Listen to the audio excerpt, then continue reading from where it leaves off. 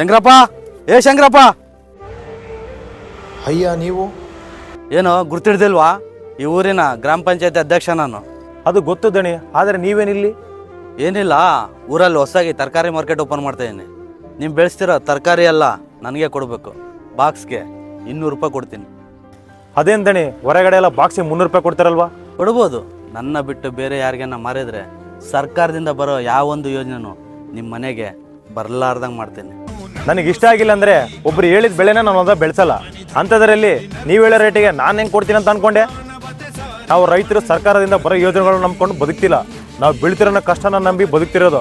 ಹೋಗ್ರಯ್ಯ, ಕೊನೆಗೊಂದು ಮಾತು, ಊರ ಅಧ್ಯಕ್ಷರಾದರೆ ಊರಿಗೋಸ್ಕರ ಬದುಕು, ಊರ ಮೇಲೆ ಬಿದ್ದಲ್ಲ.